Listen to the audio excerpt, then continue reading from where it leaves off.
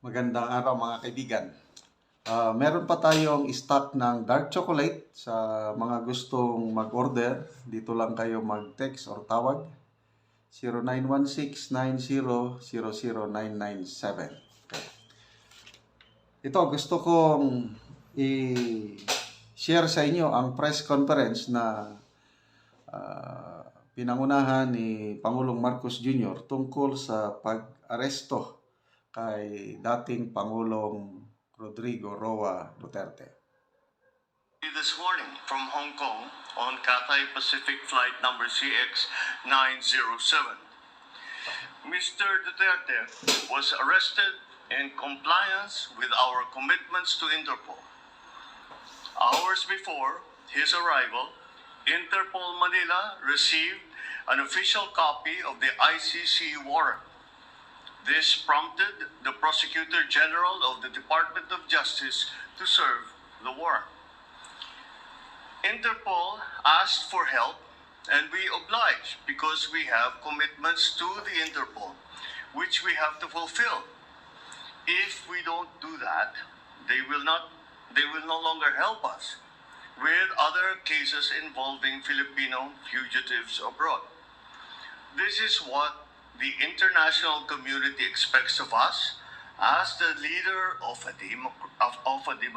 democratic country that is part of the community of nations. So I'm sure that the details that surround this what has happened today are familiar to you. I just wanted to make very, very clear and give you the facts from for the departure of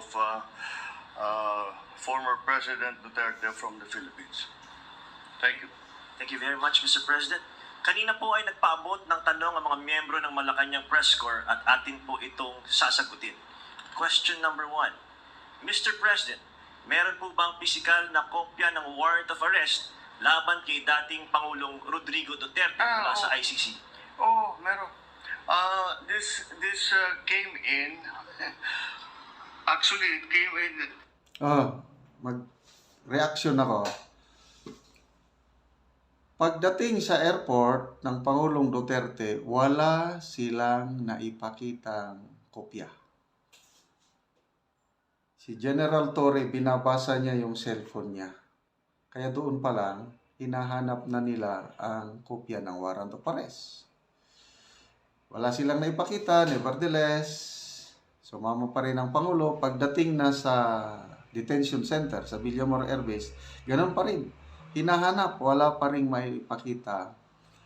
Late na dumating ang kopya ng warrant of arrest. Bakit ganun? Kung talagang meron. I received it from Secretary Remulla. I received it at 3 a.m. last night. And I looked 3 a.m. last night. So, ibig sabihin na late ang pagdating. Mas nauna yung pag-aresto kaysa yung pagdating ng warrant of arrest.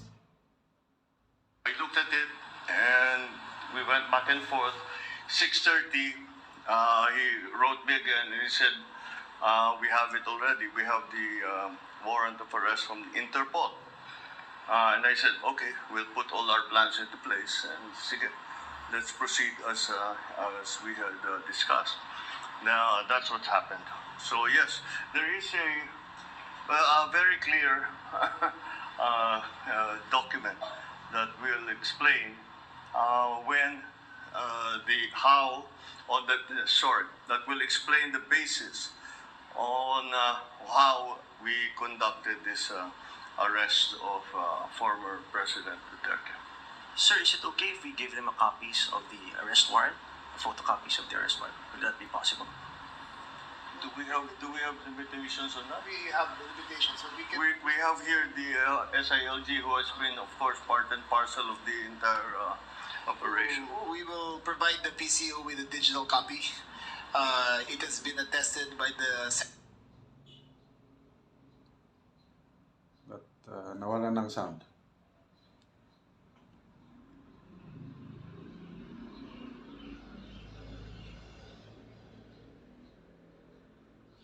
Sorry, nawala ng sound.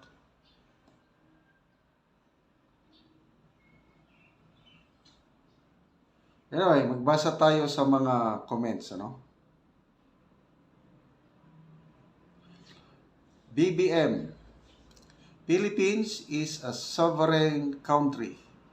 We don't need to show nor answer to any foreign country.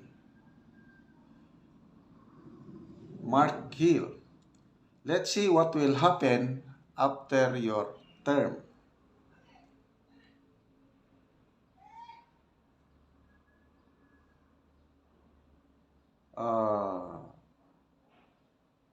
Manon Demove, sisi ako, binoto ko itong taong ito.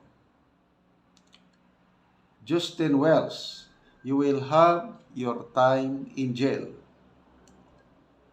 Marites Liaban, what's funny sir? O katama, tumatawa eh.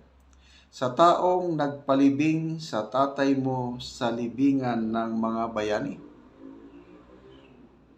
Binigay mo sa ICC, taandaan mo, babalik lahat sa iyo yan. M. Torres, magbigti ka na lang bago ka itapon ng mga tao. Angging Saging, boo, you look so uncomfortable, unease. Ako rin, napansin ko eh, uutal-utal siya. Uneasy siya. Alvin Jacobe, abuse your term now. Everything is end. OFWSG, karmahin ka din. Yan ang aabangan naming sambayanang Pilipino. So, halos lahat ng comments dito is negative. Sa buong press conference, sinabi niya na there is no politics involved. Yun ang kanyang statement. Naniniwala ba kayo na hindi walang political vendetta itong nangyari kay Pangulong Duterte? Paki-comment ko no. Okay mga kaibigan, salamat sa inyong palaging panonood sa ating mga videos. Nakakatulong po kayo ng malaki sa Tribong Talandig dahil ang income ng channel na ito, tinutulong natin sa kanila. Namimigay tayo ng yero at pako para ma-repair ang sira-sira nilang bahay. Panoorin nyo ang video na ito, kabalikat kayo pagtulong sa tribo. Yun, nandito na po ako sa Tabok at aming bisitahin ito nung ilang kanilang bahay na tumutulo na. Ayo ate, magandang hapon. Ay nga po, dayon sa among Oo. balay nga gatuluan na. Oo, gatuluan na. Asa man natin ang gatuluan? Pero mga dagko kay nga bangag Kana. Niya pagyud Oo, kana. Niya pagyud dag kayo. Kana. Kusog kay ulan. Kusog na kayo anang ulan. Gaulan. Pero diri sa ato nga wa nagipahulay sa ulan. Permanente na gaulan. Oo, so pag umulan itong malakas, mayroon ng tulo. Oh. Oo. So, yun ang kanilang bahay. Kawawa sila. Kawawa sila na. So, ito, makikita ito ang kanilang bahay. Ito, Mga tulo na. tulo na. Yun ang kanilang bahay na kahit umuulan, wala silang masilungan. Ito ang bulsot ng kanilang bahay. So, ngayon ate, nakikita na namin yung bahay na mayroon na itong bulsot. Umuulan na, kahit umuulan sa inyo, kawawa kayo na mabigyan na kayo ate ng yero. Mag-ready kayo ng kahoy at bigyan natin kayo ng yero. Mayroon ng lansang, plincent, ibinigay sa inyo. Ano po ate ang masasabi mo? Salamat gid ko sa Ginoo nga makaatop na gyud mi og maayo nga atop dayon og sa nagatan-aw sa video. Oo, na mabigyan na kayo. Tagaan na gyud mi og maayo nga atop. Oo, sige ate. Yun ang kanilang bahay. Ito, kawawa sila. Kahit umuulan, nandito na sa kanila. Aming lugar, araw-araw ito umuulan.